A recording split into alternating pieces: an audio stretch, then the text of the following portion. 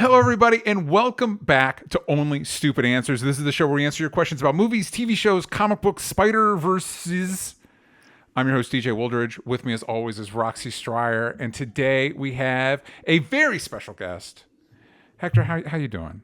So great. Thank you guys so much for having me. Very happy to see both of your lovely faces.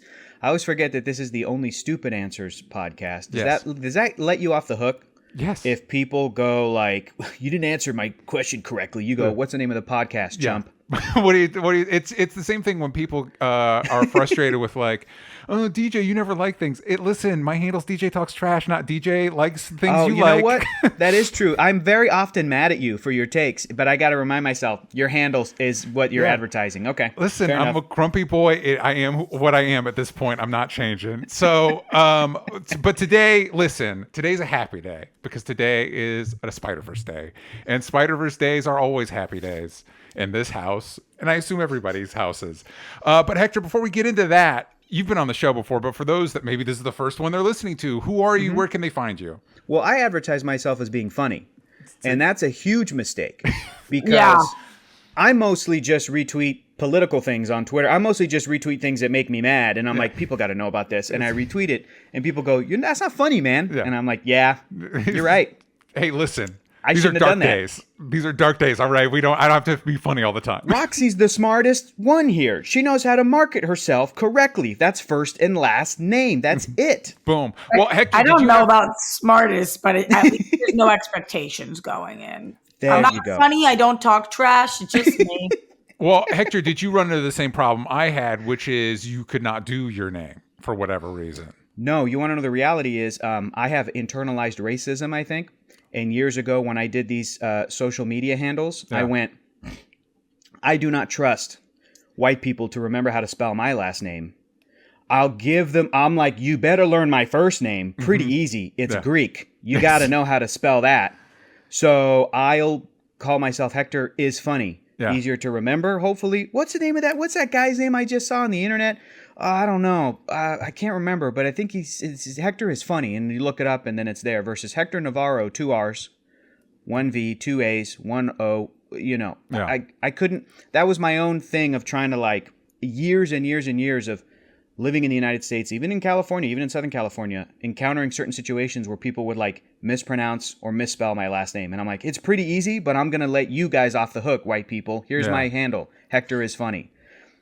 Do I regret it? Sometimes, yeah. It's like maybe this is my priv showing, but nobody's ever spelled my last name correct ever, not one time. Sure. Or said it correct, and every time this is my new thing, which is horrible. I'm like spells and sounds like liar, and then it's like, but then that's bad branding. It's not a good tactic. Right. It is, but it can't say fire because then they spell it wrong. It's like it's the IAR that's the liar.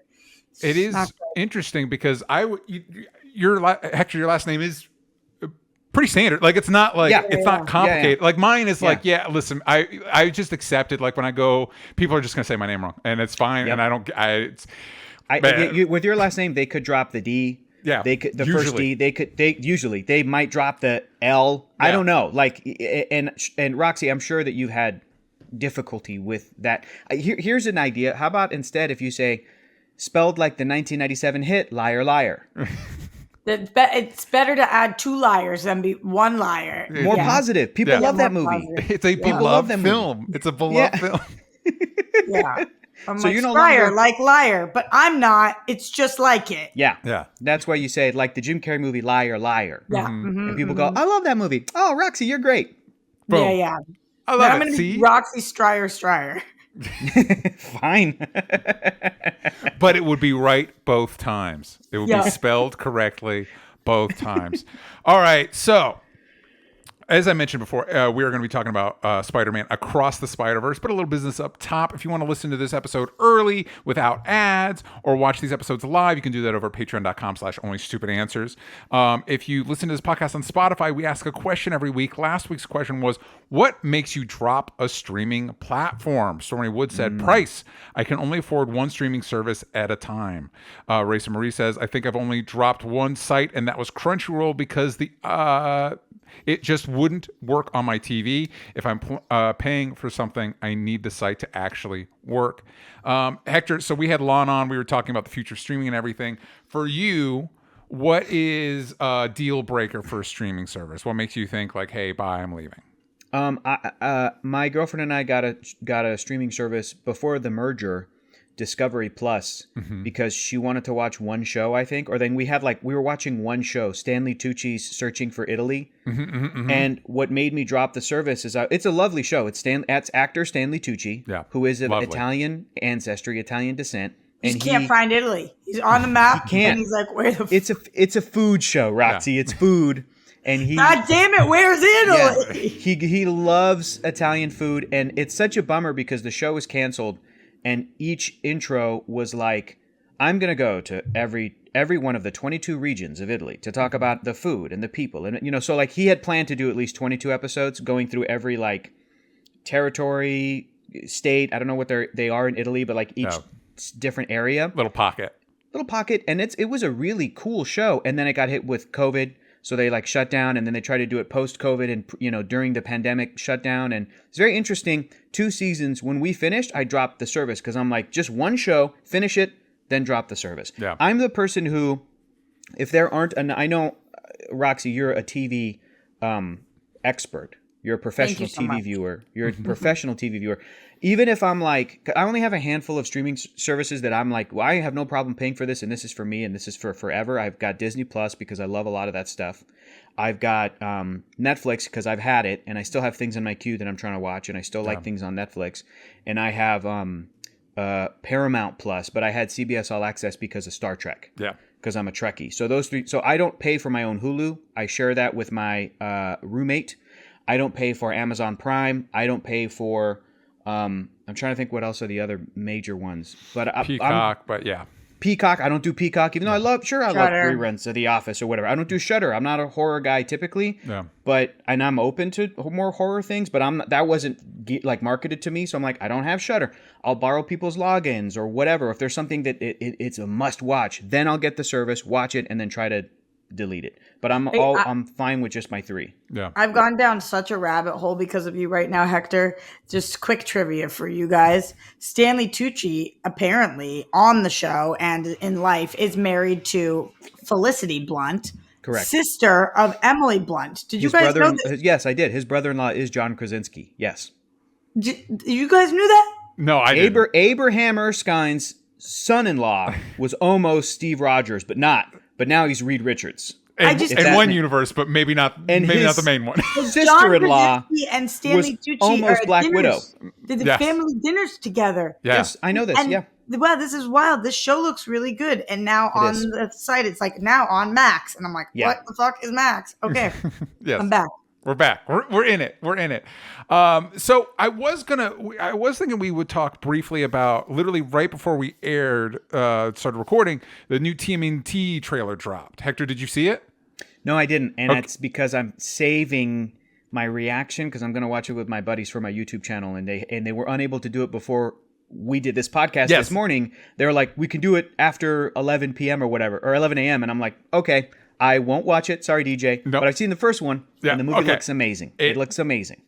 It looks incredible. We'll leave it at that. And listen, we've got a ton to talk about with Spider-Verse. So let's just dive in. I was just going to bring it up because it is clearly influenced by Spider-Verse in that we are trying, especially with this IP stuff, we're trying to do new things with animation, and I love it. And that's basically all I wanted to say. I love it. Thank you, Spider-Verse. I like what we're doing here. It makes me happy. So let's dive right in. Cough. Where you're talking about Spider-Man Across the Spider-Verse. This is the sequel to Into the Spider-Verse. This is directed by Kemp Powers, Justin K. Thompson, and Joaquim Dos Santos. And if you've listened to the show before, specifically, I know Sam and I talked about it. Joaquim Dos Santos directed episodes of Justice League Unlimited and Legend of Korra, and I think he was a producer on the Netflix's Voltron. So basically, in the last 20 years, if you've watched an animated series and you're like, wow, that action scene is fucking incredible. Joaquim Dos Santos, he directed it, and you can. Yep. I don't know about you, Hector. When I was watching, I was like, yeah, this is. I can tell. Yeah, and Yeah, so I'm so excited about that. I'm so excited that the first movie to the second movie, those directors like stepped away and other directors came in.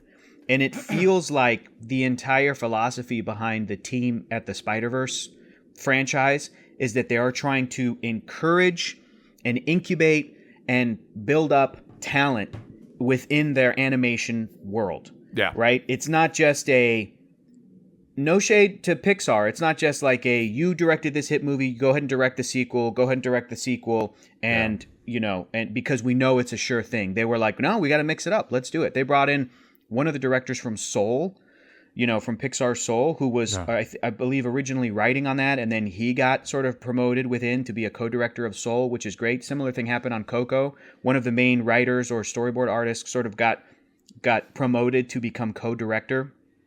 And I think also partly because those movies deal with a Black experience and a Mexican experience, and the people who I'm describing as being sort of like promoted, they happen to have those same backgrounds, and it was very helpful to the mostly white male director level at Pixar for Andrew Stanton and those people to be like, yeah, come on up.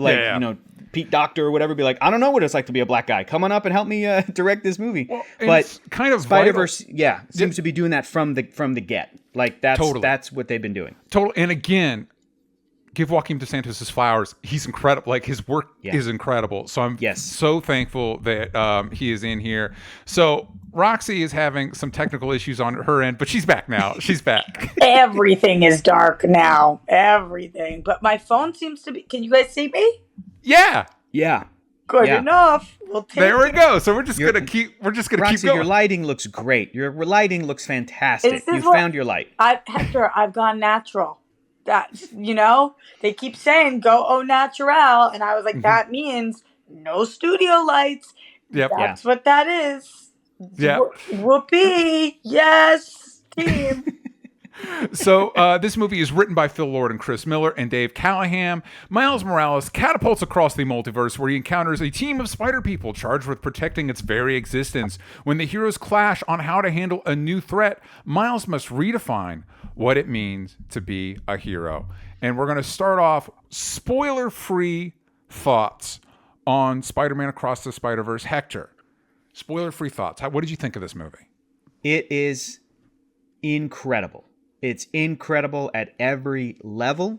I think it's richer and a little deeper emotionally than the first film in ways. I think that there are things that this movie does better than the first film. I think that there are. Are we still in? Okay, cool. You're just showing a cool picture. There we go. Oh my God! And just as a Spider-Man fan, I was just elated the entire time. A couple of moments that they made just for me where I was like, it makes me so happy, but at the core of the story, and I'm very, very, very happy to report, it's still a story about Miles. It's still what this character is going through, and it's so compelling. And it's this movie and the first one, and then probably the third one. Frankly, I think they're the best movies based on superheroes ever made. I think they're the best movies based on a comic book ever made, and I think they might even be better than any Marvel Comics experience that you have as a comic book reader. I thought this while watching the movie. I'm like, this movie feels like what it felt like for me as a kid to read Spider-Man comics, Marvel comics, but specifically Spider-Man comics. This feeling of like, I can't, in my head and in my heart, it always made it better than what was just sort of on the page, especially if you read comics in the 90s, which I love. But when you go back and read them as an adult, you go, oh, this is bad. Dude, this is not great. Hilarious 90s comic show in this movie. Great. But it just left me happy in every conceivable way. So just incredible. Roxy, what did you think? Me? Roxy, you're up. Two things. Number one, can you hear all of my fire alarms going off or no? No, actually. Great. Number two, Hector is me and I am Hector. Like that. I mean, for so many different reasons. Just prefacing this, and if you're an OSA fan, you've known this for a while. There's never been a Spider-Man movie I didn't like. So, that's a weird. It's the only superhero I can say that about. So I know that I am not. I don't have the most discerning eye when it comes to Spider-Man because he just works for me as a character in all forms, all the movies. Amazing Spider-Man 2, I'm looking at you. I just like them all. But I think that because of that, when I talk about the Spider-Man movies, there was this one episode of The World Girls that I did once, and we were ranking all of our superhero movies, and I put in one slot and all the Spider-Man movies, and I got annihilated for it. But I do have a hard time distinguishing one from the next in terms of how much I like it versus how much I do, because I just like them all. This movie really stands out above and on its own from the rest. I feel like as I was watching it, I just can't believe that we live in a time period where you were able to create this movie. When I was sitting watching it, I'm thinking, how the fuck did they do this? I just can't believe that they were able to make this. How did they do that? Like, to be a fly on the wall during this production would be the best learning experience of your entire life, because I didn't know we were able to make things look like this. I still don't know that we're able to make things look like this. Like, how did that not take you thousands of years? Like, how did it took them 5, but right, but I literally mean thousands. Like, 5 years feels like it would never be enough time ever to make every single frame look like this. And then on top of that, there's a lot of superhero movies, especially Spider-Man movies, but that people talk about being overloaded or fully loaded.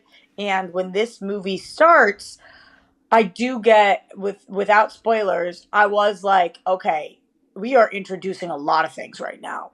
A lot of concepts, a lot of people, a lot of places, a lot of relationships. They are asking us to be invested in a lot. I wonder how that's going to go. And then it just went so well.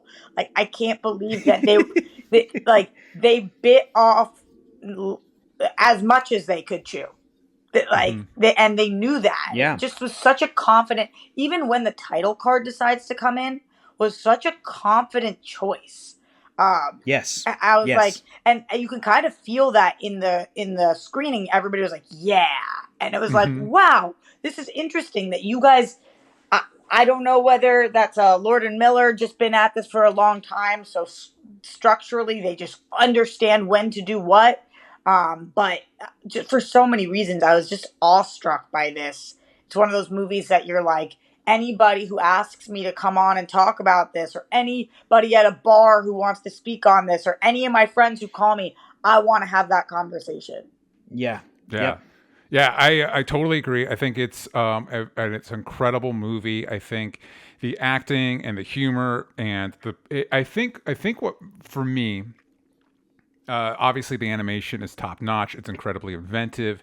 I think for me, as both you touched on, I think the secret sauce is what I'm going to refer to as the emotionality of it, like the feelings of these characters. And the feelings of the audience about these characters are taken seriously. And I think that gives them a lot of, wins them a lot of goodwill. And I think, like Hector was saying, I think as a longtime fan of Spider-Man, there's going to be moments in there that feel specifically targeted to you. There was there's at least a couple references like, oh, that's a thing that I feel like I'm the only one that cares about, but clearly you care about it too because it's in this movie. Yeah. I will say, DJ talks trash. I will say, light criticisms.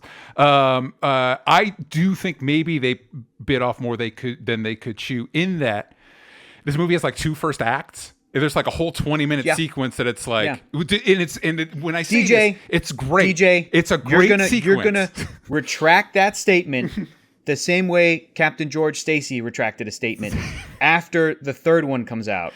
And then we're talking about Across and Beyond as almost like one big movie, and then you're going to be like, but I don't like it's the same. No, it's the same thing I don't like about Dune. It's like you could have fit this into one movie. And I'm not saying they could have done that with this, but I do think, and there's like we introduce. It takes about a good hour until we get into, hey, here's what we're doing. Right. We introduce a conflict, and then it's like, put a pin in that. Like literally, we don't resolve it. It just stops happening for a second, and then we introduce a whole other conflict, and then at the end of the movie, here's another and it's all great, and it's all stuff I'm invested in, and I like and I love. But I do feel like it could have been structured a little better. Just imagine a year or so from now when you're going to be able to like double feature both of these, and that's going to be the greatest. It's gonna be 3-4 hours of your life. Probably 4 hours. The thing is, though, DJ, you are absolutely not wrong. What you are saying, what you're saying are facts, and that might not work for some people. I think it works for all of us to varying degrees. Like obviously, for DJ, it sounds like you still liked it anyway. For me and Hector, it worked swimmingly well. But I do. When this movie did end, I did have that thought of like, I wonder if this is going to work more for diehards than casuals because, and also as Hector said before, I'm good at one thing on the planet, it's TV. And so I genuinely don't care about coming back for a next episode. That is my life. I like that structure. Or a next season. Yeah, next season. It didn't bother me in Dune. It doesn't bother me here. I feel like I've been well-versed for this forever. I understand this is a different medium, but even with every single trilogy, quadrilogy, made up a word. What's it called when there's 4 of them? No, that's fine. That's a real word. Yep, saga. I think at that point we start saying like saga or cycle or something. Saga, quintuplet, for all of those. But I feel like here's the thing. We are living in a post-Infinity War, Avengers Infinity War world. Yeah. And we're also, sorry, if we're talking about stuff in the geek space, like this is just Empire Strikes Back. But DJ is right. Roxy, you're right. There are movie critics, film critics. There are people who view movies as like, okay, they've all got to have different categories in how we view them. And if one of them is, does this work as a standalone piece of art, a standalone piece of storytelling? The answer is no. So do you think Hector... Right? Yeah, sometimes people ask, like, what's the best standalone Star Wars movie? And people go, oh, Empire Strikes Back. And I go, it depends on what you mean by standalone. Because if that's what if the standalone is, anybody could watch this movie without having seen any other Star Wars movie, the answer cannot be Empire Strikes Back. It needs to be A New Hope. Do you see what I'm saying? So, like, I'm hearing that. And that is, you guys are right. That's absolutely valid of like, there's probably going to be movie critics that are like, well, this doesn't work as its own self-contained thing, but we all kind of know the context of there was a movie that came before, there's going to be a movie that comes after. Plus, within the story, it's meta-textual. It's talking about not just these movies, but comic books and cartoon shows and Spider-Man mythos and what it means to be a superhero and all these things that, movies are not made in a bubble. We don't view them in bubbles. We're not in a vacuum where we're aliens with our memories wiped and we sit down and watch a movie and we're like, what is Spider-Man? Like we bring things to this. And I think that the best made movies, especially things like Spider-Verse, they know how to work with that without asking too much. So, yeah. What were you going to ask, Roxy? For you guys, both of you, because I agree with everything you're saying, and Hector, I do think that self-contained is one way of looking at how you want your movies. Not you, but one might. I think that a movie, in order to work for me, doesn't need to be self-contained, but does need to have a beginning, middle, and end. And I felt like this did. Did you guys feel like this movie had a beginning, middle, and end? Yeah, I mean, I think you can argue that. Are we getting into spoilers yet? Not yet. I'll give a specific demarcation for spoilers. But I think the way that this movie's structured, I think you can argue that it does have a beginning, middle, end. The same way that Empire Strikes Back has a beginning, middle, end, but it's also technically not the end of that trilogy or the end of the story. Like that there is a notion of we'll see you in the next one. Yeah. I think even maybe Dune Part 1 kind of has that. It has a beginning, middle, end, but it's also not the end of that story. It's an end, not the end. Yeah. Yes. I don't know that I agree that it has an end. It has a lot of beginning and a lot of middle. For me, but I think a broader issue with what we're doing with like blockbuster media, like the Batman, which is a movie I love, has a whole hour it doesn't need. Like it just, you know what I mean? Like I feel like maybe it's the editor in me that it's like we could tighten this up. We can make it a little leaner and meaner, and I think that would improve. Mike Joyce asked in the Discord, does it feel like a whole movie or just a part one? And I think what I'm hearing from you two is it does feel like a whole movie, and to me it feels like more of a very good part. I didn't like Infinity War so much because it felt like a part one. I didn't like Dune so much because it felt like a part one. Yeah. Even though this feels like part one, I like this more than those. Sure. Here's what I wonder. If people get it, who was it that asked that question in the Discord, Mike DJ? Joyce. Who was that? Who? Mike Joyce. If Mike hears the answer Mike just heard, is Mike going to go, I'll probably skip this one then. I'll probably wait till the second one comes out. And it's like, no, Mike, go see the movie. Like, you're going to go see it. I don't know what kind of answer you're looking for. Is that really going to determine whether or not you're going to skip this one? Do not skip this. I don't think for Mike specifically, but I do think that some people will hear that this is not standalone and they will skip the movie. Because, like, that's wild. I have a lot of friends from back home that are not caught up, or like they don't watch all of these. So they want to be able to pick and choose. And I don't think that this would have the same emotional impact if you didn't see the first one, or if you're not planning on seeing the third one. Roxy, if you got friends who haven't seen the first one, dump it. They ain't your friends anymore. That's what. Thank you. Thank you. Cut them out. I will also say, to your point, if theaters are your thing, go see this in theaters. Like, this is a great movie to see in the theaters. Like, here's my biggest criticism of the film, and this is real. Okay. This is real, non-spoiler. I don't think they're releasing a 3D version of this, and I believe that is the biggest mistake a film has made ever. You are, I think, big while 3D watching guy. this movie. Roxy, have you been over to my house yet? Why haven't I been invited, Hector? I've invited you multiple times. DJ knows. You were talking about Amazing Spider-Man 2 earlier, Roxy. DJ knows I go to bat for that movie. Yes. I have that on 3D Blu-ray. Like, that is a movie that I kind of love, even though it's bad. But Spider-Verse, I have the first one in 3D. And it is an example of something I put on to show off the format to people. When people go, I'm not really a 3D person. I go, shut up. I love you, but shut up. Watch this. Watch a few minutes of this. And you'll see what it could do to enhance the storytelling. So why did they do it for the first one but not for this one? I don't know, Roxy. Oh. Why did they release Venom and Venom Let There Be Carnage in 3D? Mm-hmm. But not Morbius? Well, I know why they didn't release Morbius in 3D. They because why would money. They? Because I think it costs somewhere between $5 and $10 million to for the expenses of a film to release a version of that movie in 3D. And I think there's number crunchers at Sony who are probably like, let's do it for the first Venom movie. It's PG-13. And maybe it made enough back. They did it for the second Venom movie, and maybe it didn't make enough back, and they went, stop. We're making Morbius right now. We're not going to put that one out in 3D. Yeah. And maybe between the first Spider-Verse and this one, maybe enough of Sony's budget changed that they went, okay, we'll let you make the movie. We'll let you make Across the Spider-Verse, but we're going to save $5 to $10 million or whatever, and not, which is the stupidest thing. This movie would be beyond stunning if it was allowed to be seen in 3D. I'm just hoping that, I've heard rumors that they may be releasing a version of the movie in 3D in China or in some other territories around the world. Yeah. No joke. I've heard rumors that it's going to be in Australia, and I'm about to go to Australia, so I'm going to hunt it down this weekend. I'm going to hunt it to try to watch this because, oh my God, that's my biggest frustration with Hollywood right now is they just make these 3D movie versions and then they just like disappear them. They never let them. Yep. They never let. I've heard the tales of how you've hunted down 3D Blu-rays from different territories. I've imported movies from South Korea. Yeah. I've imported movies from Japan. I've imported movies from India. I've imported movies from Germany.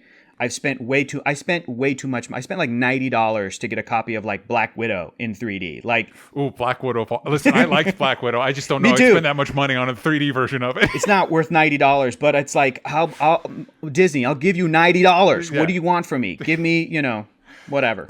Okay, I think we can answer some of these questions before we go into the spoilers. We have a couple other questions from the Discord. Hema,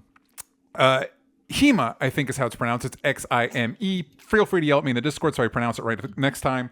Do you have a favorite Spider-Man in the film? Oh, my God. I know we all want to say all of them because they're all, and that's something I think this movie does excellently, is that every Spider-Man that shows up, they're like, here's why this one should be your favorite. And it's a lesson that I hope whoever the MCU hires to do the X-Men, it's like, pay attention to this because this is what you're going to need. Because like Sal and I have been rewatching the X movies and the original X movies, and they're a lot of fun. But it is one of those like it's just Wolverine. He's just Wolverine, he's just the best. Yeah. I love Wolverine, but we joked about it. It's like you need to make it so that Cyclops is somebody's favorite. Like you need to like, and so, I think they will. I hope so. Like literally to the point of like just hire Lord and Miller if they're willing to do it. Look, man, they took characters like the Eternals, if we're talking about Marvel Studios, and they knew enough to make this movie, the Eternals, with those characters that are so obscure and very, very thin compared to X-Men characters that are very deep and cool. And they made a movie where you could watch it and people have different, oh, that's my favorite. This character's my favorite. This character's my favorite. So you know that Scott Summers is going to look awesome. He's going to, these characters are going to feel like Storm. They're not going to F up Storm, you guys. Like, no shade to Halle Berry. She did great with what she was given, but I think they're going to, I don't know, man.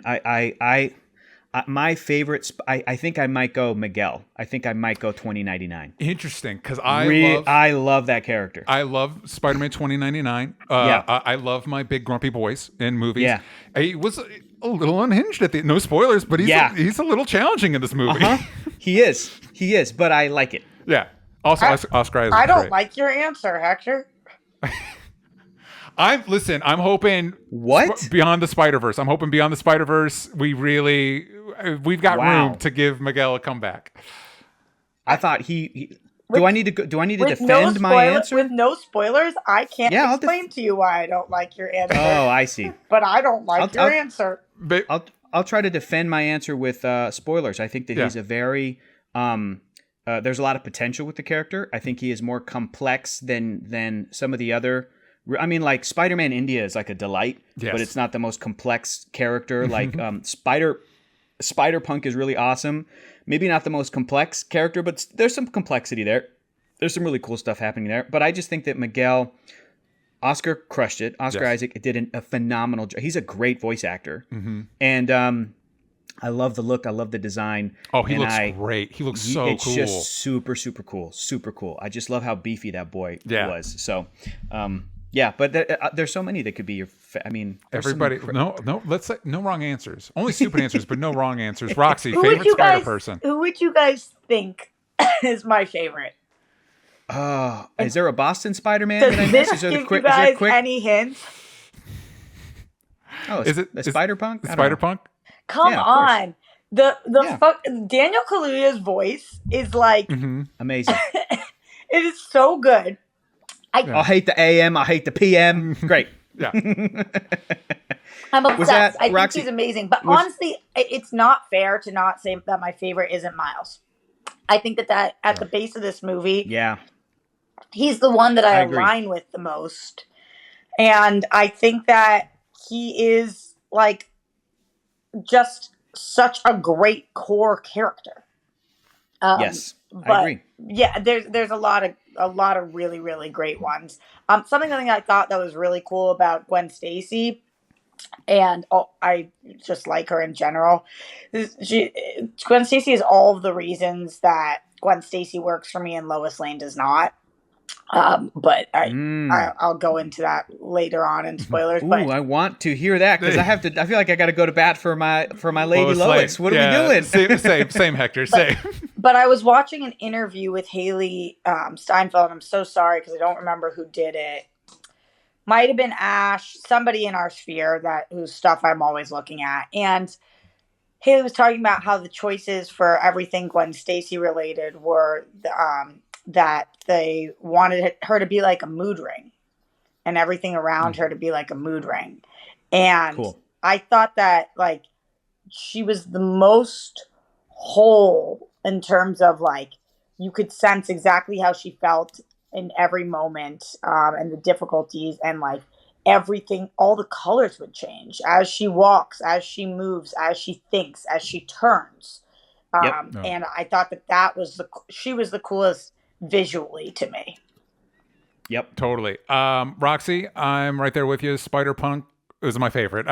Going into this, I wasn't thinking Spider-Punk would be the winner for me, but it's like, oh man, you're so fucking cool. The best. The best. It was so Roxy, cool. Was that also our friend Dorina's favorite Spider person? I have to imagine very anti-fascist Dorina probably loves Spider-Punk.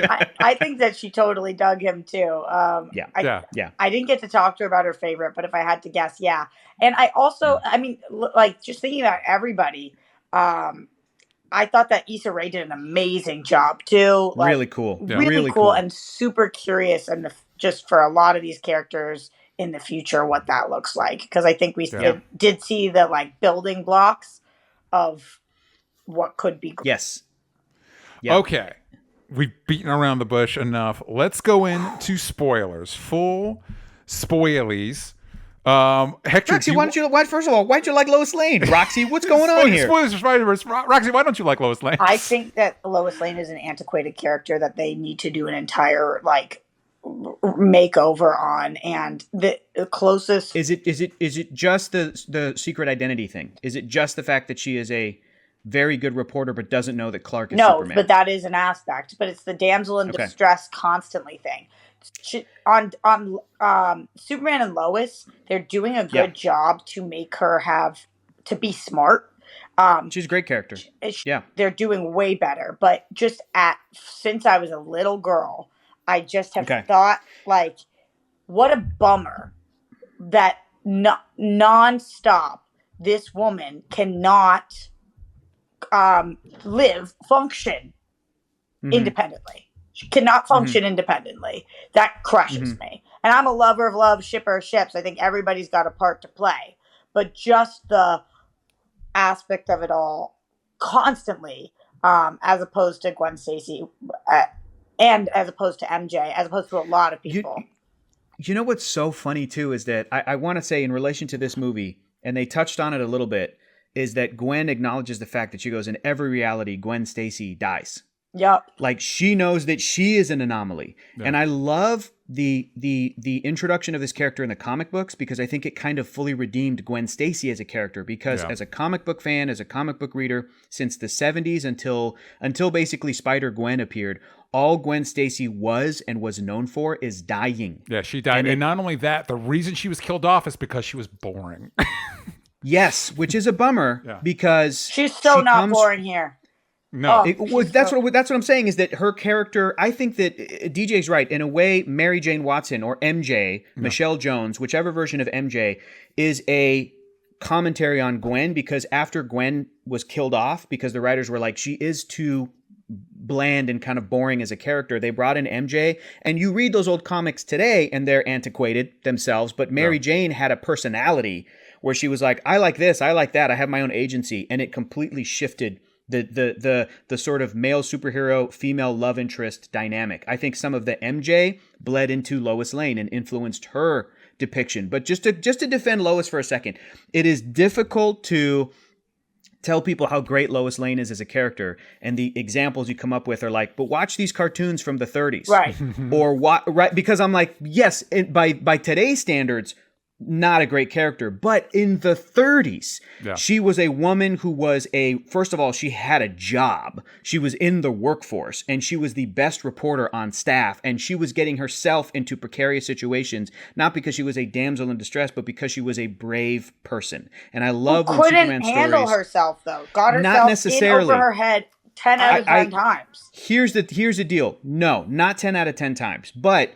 It's, again, she's such an old character. She is from 1938 is when that it's difficult for me to sit here and be like, no, she's great. She's a very feminist icon like Wonder Woman. I mean, she's gotten some over the years, but here's the other thing, Roxy. There hasn't just been a good Superman movie since the 70s, and even that's too dated to watch. Yeah. That's the thing. When people talk smack about Lois Lane or Superman or a lot of DC characters, I go, it's not your fault. They haven't been depicted well in movies. Now, if I talk about, who's a great character, Peggy Carter, people agree, oh yeah, she's great. Why? Because the movies did a good job. No, that's so not Peggy Carter. No, it absolutely is fair. It changes people's perceptions about characters. Not when you're talking to me, when I've read every iteration of Lois Lane. It's not... Yeah. Really? I mean, she's bothered me since I was 5.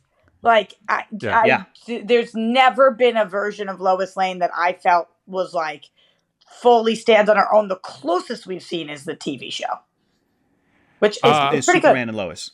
Yeah.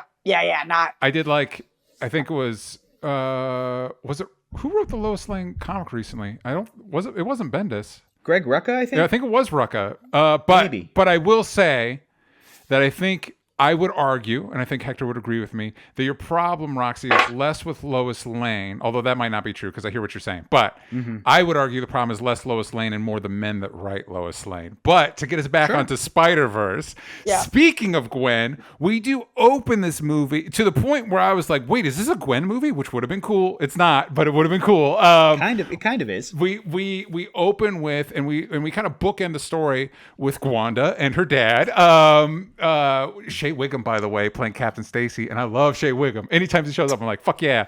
Also, sorry, not to derail myself, but J.K. I love that J.K. Simmons is J. Jonah Jameson in every universe. He is J. Jonah Jameson. He's a constant. Anyway, Roxy, let's start with you. What did we think about the bookends with Gwen and what we did with Gwen in this movie?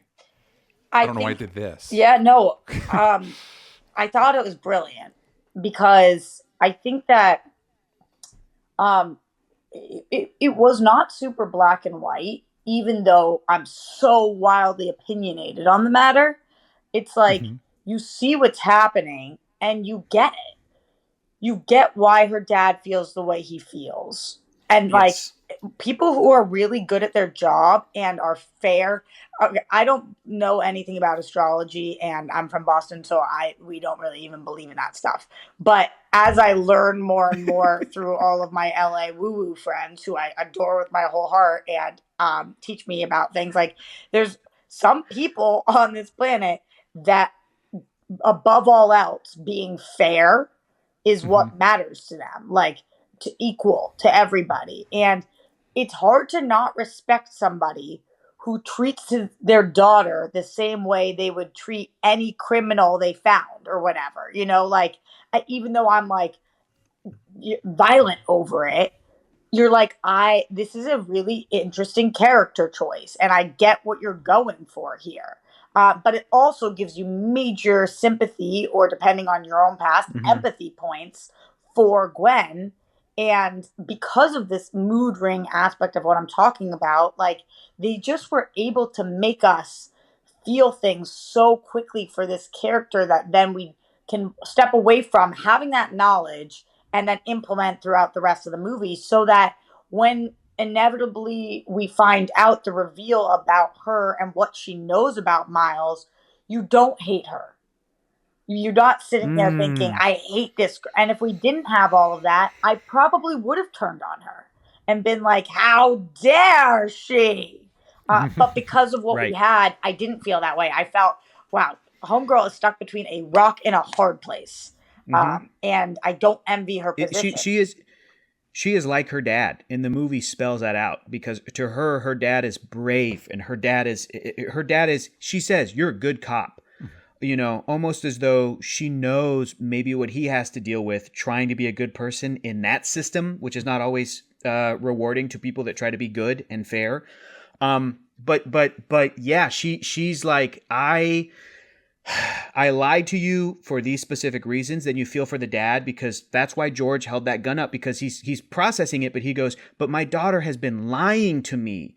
So can I truly, what's going on? I don't have all the information. All I know is that my daughter has been lying to me. Put your hands up. We need, you know, and he had this almost like Luke Skywalker Last Jedi moment where it was a fleeting thing. And then when we revisit them again later, he is obviously depressed because he hasn't seen his daughter in days or whatever. Like you feel for that guy so much, and the performance helps and the writing helps. But yeah, when Gwen reveals that she knew why Miles hadn't been invited, why they couldn't go, why her and Peter B couldn't go visit Miles. There's this very specific reason for it. It's heartbreaking, but I still love Gwen and Peter B, and especially because the end of the film sets them up to be like, let's go help Miles. Yeah. We're wrong. Miles was right. Let's go help our guy. Let's go help this kid. And it's awesome. So speaking of helping Miles, this part of the conflict revolves around this thing that we learned called canon events, which specifically, obviously, an Uncle Ben figure is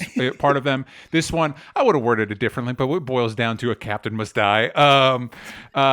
We get flashes. It was funny when I was leaving the theater, somebody was like, I don't know. What do you mean a captain? I know Uncle Ben, but what do you mean a captain die? When in Spider-Man history does a captain die? And it's like, I mean, they showed you the scenes. Amazing Spider-Man issue number 90. George Stacy died. It's a formative, like, it needs to happen. They showed that. They showed Amazing Spider-Man. I want to show they showed a scene that didn't happen in Spectacular Spider. There's an animated Spider-Man with a Captain Stacy that feels like was spectacular, which I don't think that happened in the show. But I'm trying to remember, but I think that also may have been just an Uncle Ben death, because I think they showed that little sequence from this cartoon from 2008 as Miguel or someone were describing canon events, period. Yeah. Because they also showed Uncle Ben's death in various realities, the comic books. So I think that was Uncle Ben. Okay. I think that's what that was. And also there's another moment where Spectacular Spider-Man steps up and says something. That was one of those moments, Hector, I was like, you guys get it! Just as you guys are as humans, immediately when you hear this dilemma, and this is why your favorite character puts you in question for me, Hector, but what are you guys thinking? Are you guys immediately like, okay, Captain must die, Roxy. that's the truth? Or are you guys Roxy. like, no, we save every person? Miles is going to show everybody the way. Right, but what are you as a person feeling in that? Like, if that's you... What do you mean? What's the question you're asking? Are you going to let your captain die? And that? Well, it depends, Roxy. Are you asking Hector this in the year 1995? In the year 2002? In the year 2023? Right now, so it's 2023. Okay. So 2023. Are you Miguel in this situation? After I just watched Across the Spider-Verse, Roxy, we're all of us Miguel. That's the point of this movie, is that we have... I am not Miguel. The point of this movie... No, I'm so sorry. We're all of us Miles. Okay. We're all of us Miles. To answer your question, what do I think is going to happen in part 3? I think that Miles is going to show everybody the right way to be a superhero. What would you do? But it's tied into it, Roxy. It's tied into my answer. Miles Morales is such an anomaly because he is the new version of Spider-Man. And he's the new version of a superhero.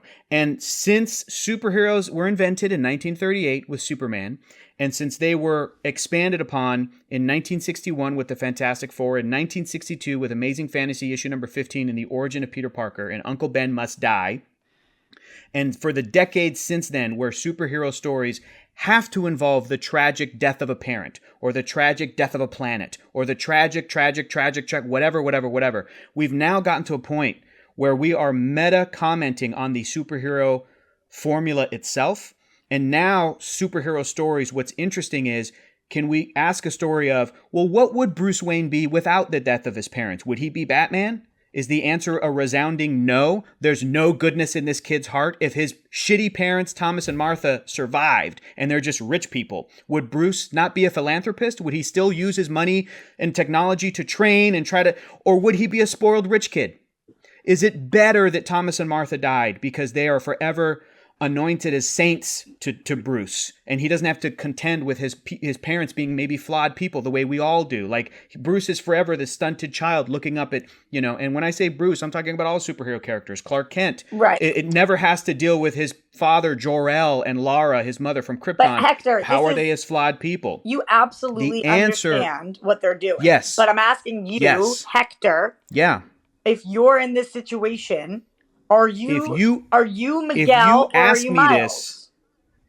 If you asked me this before I saw this movie, yes, okay, and you came to me and you said, Hector, there is a magical thing that lets me see the future, and I know that your mom is going to die. Yep. But you have to let her die, otherwise your reality will unravel. Yep. If you asked me this before I saw this movie, I would sit there and go, I guess if this is what you're telling me and this is what the rules are, I have to let my loved one, I have to let my mom die to save my reality, right? The needs of the many outweigh the needs of the one.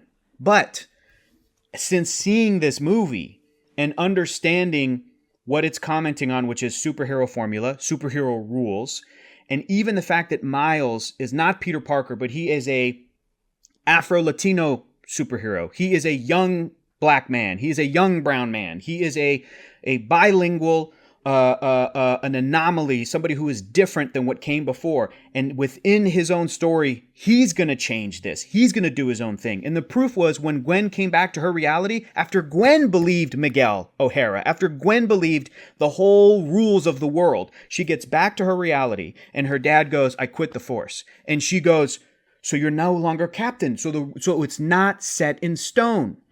We can change what these narratives are. Gwen herself is a commentary on that. We were just talking about how Gwen Stacy was a character who only ever died.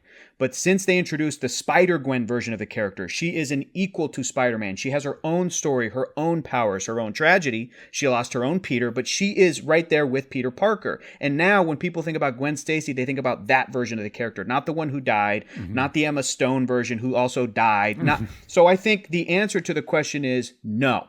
Of course I would not let my loved one die. There's always another way. And if that's not the most pure superhero thing ever, then superhero stories have failed us. Then you know, if Miles can't show us how to actually be a superhero, now I'm not saying that he's going to figure out a way to go back in time and save every Uncle Ben, and that they're going to retroactively change a lot of these characters' stories fundamentally. No, but going forward, Miles' story. Going forward, other superhero characters. Kamala Khan has her parents. They're still alive, right? So I think that we've gotten to a point in superhero stories where we can step back and go, okay, but we don't need that cliche anymore. That's silly. People can be good for the sake of good. They don't have to be you don't have to go through what some of these characters go through to just learn basic human empathy and to try to make the world better around you. Did that answer the question, Roxy? Yeah. Roxy, do you have a different answer? Or you're like, no, I would let them die. No, but I think I never would. I mean, it's the same dilemma as the train track, right? That we are asked when we're kids The trolley problem, on the playground, right? Like, do you let your one family member live and you kill 100 strangers or whatever? When really the best answer is if a kid goes, I'd stop the trolley. Yeah. But then parents go, no, that's not the rules. And it's like, fuck your rules. The point of this stupid scenario.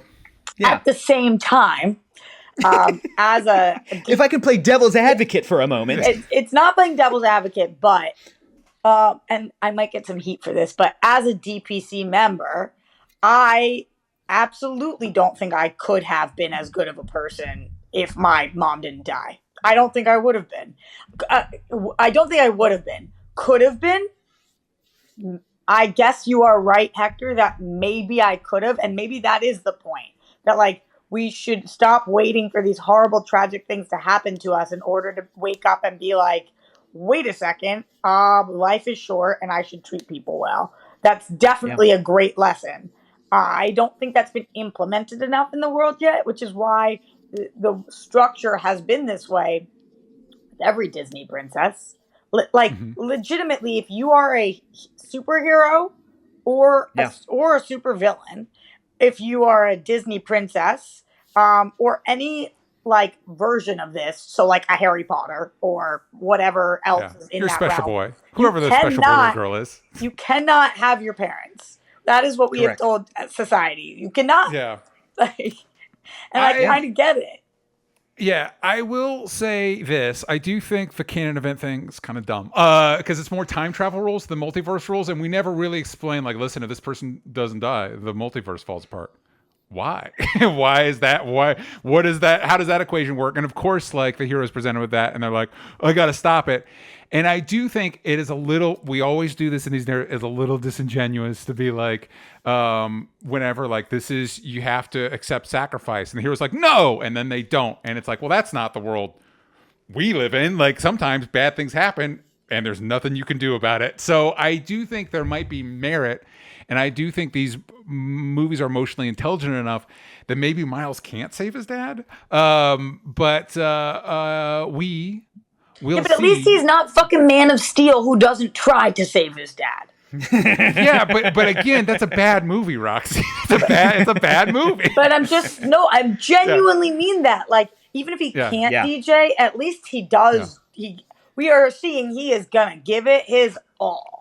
Okay, correct. So to answer your question, before we move, to answer your question, Roxy, if I'm talking to Miguel and Miguel was like, yeah, I tried to broke the rules and here is objective footage of an entire reality being wiped out. I'm like, yeah, but how? Yeah. Okay, I don't know. I don't have any evidence to say that won't happen, so I guess I'm believing you. But DJ, this is why Miguel as a character killed me. And makes sense for this movie, but killed me. Because of something that happened to you, you think that your world is everything? Well, but I will say, Roxy, Miles did save the captain from India, and there's a giant multidimensional hole in the city. So there are reasons. There's more than just Miguel's one experience. It's a metaphor for capitalism. Again, the best spider person. Again, going back to the core of what Spider-Man is, when Peter Parker or Spider-Man lost his Uncle Ben, that made him understand. It's a shortcut storytelling thing, but within that character, within Peter's own mind and heart, it made him understand this is what's at stake for not just me, but for everyone. So with great power, which is what I have, comes great responsibility. I have to do everything in my power to prevent this from happening from other people. Yeah. I don't want other people to lose their Uncle Ben. No. You know, Batman did the same thing. I don't want other kids to lose their parents. So that's why I'm going to devote my life and there's never been a parent that died since Batman made that decision. That's right. That's right. You know, honestly, I would like that there's been some great comic books and even little stories with Spider-Man where you actually do get to see the impact that he's had within the city. Yeah. And I know people are like, Spider-Man's a menace, but there's this great comic where he goes around saving a couple people, and this one woman who's pregnant, she gets her life saved by some accident or a supervillain, and she goes, "What's your name?" And he's like, "Spider-Man." She goes, "No, what's your real name? I'm going to name my baby after you." And he thinks about it and he thinks about it for a second. He goes, and he doesn't say Peter, he goes, "Ben." Mm-hmm. And she goes, "Ben. That's a great name, Ben." So she names her kid Ben, and the end of the comic is a bunch of people have named their unborn children Ben because Spider-Man has saved them. You get chills thinking about this because Spider-Man has saved enough people in the city that it's in a way made up for the fact that he lost his Ben. Yeah. But the spirit of Ben lives on. That's cool. And I wish Batman stories did that more. I wish Batman stories did, like, here's a Gotham City, here's a kid, something happened, but the kid, his parents come home that night. You know what I mean? You get to see the impact of that'd be good. Bruce. That'd be good. It would be nice. We would add some positivity to Batman. We can add some positivity there. Okay, we gotta. So for the end of the movie, we find out, and I really like this plot point. I thought this was really interesting. That we get confirmed that the spider that bit Miles wasn't from his reality. So there's a universe without Spider-Man. Good. He ends up. He's trying to go home. It reads the DNA from the spider and not him, and sends him to the wrong reality. How quickly do you guys feel like that was? Did you guys, the second he gets in the machine, he's going from where you guys? Yes. Like, oh, this is going to be a problem. Yes. It wasn't until we did, and I thought the reveal. I will say, I thought the ending dragged a lot because it's like, wait for the reveal, wait for it. It's coming, and it's like it's going to be Evil Miles, but wait for it, and then we got to do this thing with Gwen. It's like, come on, guys. We know what's happening here. It reminded me, Casino Royale is a movie I love, but that also has a movie that it's like we're dragging to get to this moment, and it's like we could just get there. Anyway, so it took me. It wasn't immediately. It wasn't until we did the reveal, like, oh, he's in the wrong reality. He's in the wrong reality, and we find out in this reality, Miles is Prowler. Could be evil, could not. We set him up to be evil, but we'll see. His uncle Aaron is alive, but his father Jefferson died. Yes. Because again, if you have the opportunity to bring Mahershala Ali back, you got to do it. You got to take it. What do we think? Roxy, let's start with you. What do we think we're building towards and beyond the Spider-Verse? Well, first of all, I thought that the reveal didn't drag at all, and I thought it was perfect, and the timing was amazing on it. And I also think about the fact that, like, if I was 12 watching this, I think that would have been like my I see dead people moment. Like, it just is so, because it hit me like a shit ton of bricks. So I thought it was just so cool how they did it. And even though everybody around is guessing it, like, when you figure it out, you're like, I know what's happening here. It was great. Just so cool. You are right that we don't know that he's evil. Odds are that he probably I had is. in my notes Evil Miles, and I'm like, well, wait. But I do think it's interesting to go back to Hector's initial point, like, and what I was saying earlier about the superheroes and supervillains. You either, when events come in life, you either decide to become better or bitter. And this kid had a huge loss too, and clearly is not a superhero. So I do every right to become bitter, every right to. It's interesting. It looks like the divergent point might be the death of because first the divergent point is as far as we know, he did not get bit by that spider. Right. So this Prowler Miles does not have spider powers. He's just like suited up and is the Prowler. But is he the Prowler because his uncle was already the Prowler and his uncle just hands off the gear? Yeah. Is he the Prowler because he invents, because he's really smart, the Prowler gear? We don't know. But it's more so that because he lost his dad and not his uncle, his dad is no longer the influence. His mom is still an influence, but then his mom... Rio's great, by the way. His mom's great. And also... in the whole movie, she's amazing. Hot. But she's his also mom... hot. Just throwing that out there. In this universe, when they lose her husband... I think she becomes more open to letting Aaron into their life. Because remember, in the first movie, they talk about how Aaron kind of went his own way and they don't really like dealing with him. But then Miles looks up to him so much and he kind of goes and secretly sees him. But I love the scene in this movie at the end where Uncle Aaron in this reality just hands a stack of cash to Rio. And she doesn't go, no, get your money out of here. She's like, thank you. Because he's like, hey, your family. And it feels like they're trying to show like he kind of stepped up maybe to be more of a father figure, but to try to help her in his way, which is probably illegal money from being a criminal. Yeah. And so I think that even the loss of Jefferson and what kind of influence he has, you're going to see a reality where Miles is fully influenced by Aaron, Uncle Aaron, who's a criminal, and Rio kind of allowing that. And what does that make for him? That reveal, by the way, as soon as he stepped into the go home machine, and they really quickly on the screen said reality 42. Yeah. And I leaned over to my buddy and I said, he's not going home. He's going to this universe where there's no spider. There's no Spider-Man and there's no spider. And I was sitting there just like, they're gonna keep the way they kept intercutting between where he is and then his home universe where Gwen popped into looking for him. It was so, so great. And the more and more we saw the reveal, at one point, I did lean over. I think as soon as Uncle Aaron walked in, I leaned over and I went, Aaron didn't die in this one. Miles' dad did. But then the reveal of the dad on the mural, gut punch. That was so sad. Also, so sad. Small thing, but props to the movie. He is not Jefferson Davis. He's Jefferson Morales, which is great because Jefferson Davis is the name of the Confederate president. And I don't know why we decided to name Miles' dad that, but I'm glad that it's Jefferson Morales. Great, simple fix. Yeah. It's great. I think you know what, Roxy? I think that we're going to get a redemption arc for Miguel O'Hara in Spider-Man 2099. Definitely. At this point, it's a weird favorite character to have, Hector.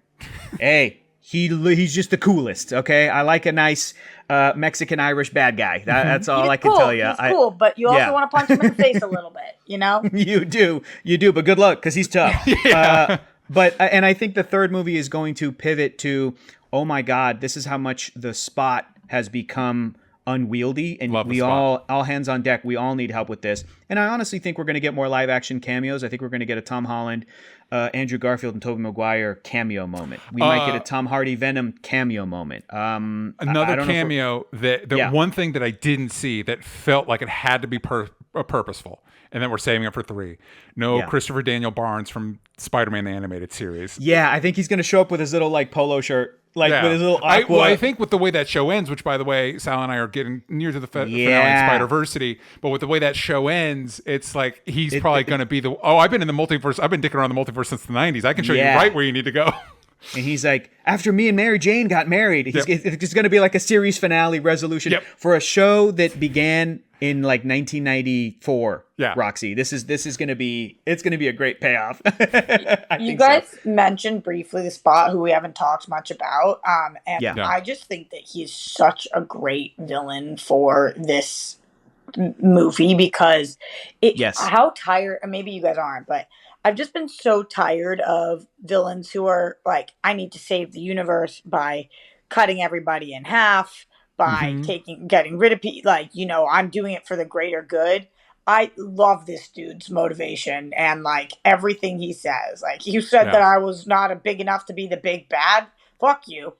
I'm huge. Like, and just everything about it. Like, and you did this to me. Now I'm stuck like this because of you. It's just 100%. So much smaller and closer to home, and doesn't have to be I'm going to save the universe bad guy style. Like his whole thing is just a big F you. You mess with me, I mess with you. That's how life works. And I'm like, simple, and the way he looked, and just even the moment when we are introduced to him in the convenience store with the ATM, which I guess we should just be calling AT machine. But that whole thing, I'm just like, this is so great. You're great. I made you Spider-Man, and you made me this. Yeah, totally. And he's set up in a way where normally the big bad of superhero movies normally are given some little bit of a redemption, you know? In the first film, I think it was Uncle Aaron. Yeah. As soon as he realized Miles was his nephew, I think he kind of pulled a 180. And I think that if he had survived, he would have been like, I'm done with my life of crime. Like, I honestly think that. I think that too. And right? And so it's like, but in that film, the irredeemable villain was Kingpin. Yeah. Great. Worked perfect for the story. I think in this movie, the redeemable villain is Miguel. And I think the irredeemable one, I don't think that the Spot's going to be redeemed. He may even get to a point where, because they arrested the Kingpin at the end of the first movie and he got put in jail. And then we haven't seen or heard from him in the second one a year later within the universe. But I don't think that Spot's going to be saved and like depowered, and Miles is going to be like, there, we did it. And now this scientist is no longer a threat, but he's going to be able to live his life, maybe reform him. I think he might like explode. Like, I think he might be the villain that they just like have to kill. And it's not going to be this big moral thing within the universe. He's going to become like too powerful. He ascends to godhood and they have to be like, we have to squash this. But Miguel O'Hara is going to have that redemptive, heroic arc. So, which is great. You sometimes, like Roxy's saying, you just need a bad guy like that, nice and simple. Not every bad guy can be this Killmonger, like level, interesting, you really challenge everybody on like a thematic level. That's what his purpose is in this film. So I also think we get a mention on the radio. We hear them mention. He either says the Sinister Six Syndicate or the Sinister Syndicate. So we're probably going to get a lot more villains in the next one. Yeah. And I think that this movie had a big Miles's mom presence. I think that the third movie might have a little bit more of a Miles's dad presence. Like that one's going to be the dad movie. Yeah. I think we might get a little bit more Peter B. But also Peter B. Parker's story is completed. Yeah. His story arc was the first film. And so for him to be in this movie not until an hour or so into it, I think is great. Let's focus on Gwen. Let's focus on Miles, right? Let's give me a little bit of Miguel. Let's focus on these other characters. Peter B. Parker comes in and he just has a baby, and his whole conundrum is like, am I going to be a good dad? It's like, well, you already kind of thought you weren't going to be, but then you had the kid anyway, and even your wife MJ is calling you out. You're asking me this now. So I think Peter B. is going to kind of continue to be fine, but I think he might have a little bit more of a mentorship and a little bit more of a, man, the moment where he tells Miles, I had the kid because of you, is like, great. Yeah. I love really it. Good. And also, we should let Peter grow up and have a kid in the comics, like in Canon 616, and let Miles just be Spider-Man, in my opinion. Yeah. Okay, that's it for this episode. Hector, before we go, any final thoughts, and where can people find you? Yeah, I think Lois Lane is a fantastic character. I think my assignment to myself is I'm going to try to find some great examples of why Lois Lane is great. But too many parents to be great. That's the problem. But it's look, at the end of the day, I think she's one of the best supporting characters in comics. But it sucks because I do, because I think she's in the same category as like Commissioner Gordon. Mm-hmm. Am I mad that Commissioner Gordon is not crime fighting like Batman and putting on a suit? No, I don't need Commissioner Jim Gordon to do that. I kind of know what his role is. The same way I don't need Mary Jane to have powers or MJ to have powers, but I think she's a great character, as a love interest, but also her own character in the Spider-Man mythos. But I love that Gwen has powers. I love that there's other versions of the superhero story where, I love it when Peggy gets powers and she's the super soldier. That's fine. But I also love it when Peggy is depowered and then she gets to retire with Steve Rogers in the 50s in an alternate universe. But I'm going to find some great Lois Lane stuff for you, Roxy. But maybe she does need a revamp. And I love the notion that she knows immediately that Clark is Superman, but she's like, hey, come here for a second. What are you doing, Superman? What are you, And he's like, well, I don't know. There's versions where it could be very romantic. Your glasses don't fool me. It works. It works. The problem is when it works when Superman and Clark Kent aren't interacting with the same people. If Clark Kent just interacts with you and you never meet Superman, or you meet Superman and never meet Clark Kent, it works. It frustrates me. We have to have Superman interact with Lois Lane. Maybe not Jimmy Olsen. Maybe stop hanging out with Jimmy, Superman, the superhero. But, have Clark be friends with Jimmy. But, maybe there's versions of the story where Lois knows right off the bat. And she, the end of Man of Steel was interesting because he shows up and Lois Lane goes, welcome to the planet. Mm-hmm. Almost as though the entire Daily Planet staff knows, but they're protecting Clark. Kind of like how that movie hinted at the town of Smallville knowing that Clark is Superman, but they're all kind of protecting him. Mm-hmm. But then that's not the case. Yeah. They did not. Again, those movies are bad. Do that. Roxy, final thoughts, and where can people see what you're up to? Stoked on this movie. Stoked on the next one. Can't wait to see it. And everywhere at Roxy Stryer. Very thankful. I did double check as we were recording. Next movie should be coming out next year. I hope that's true. Sooner the better. Don't want to have to wait too long. Next year? How? Yeah, I don't want to have to wait 5 years. Well, because I think they did it at the same time, but I just don't. I'm glad I don't have to wait another 5 years. You can find me, DJ Talks Trash. You can find the show everywhere that matters at Only Stupid Answers, but on Twitter. You get the vowels from stupid. Man, Twitter's not good to use anymore. We're probably gonna have sucks. to. Yeah, it's not. It's a bummer. Sucks. Bums me out. Anyway, also Google image search is kind of trash now. Just as we're ruining things. Don't know. Anyway, that's it. Thank you for joining us. We'll see you all next time. Bye, everybody.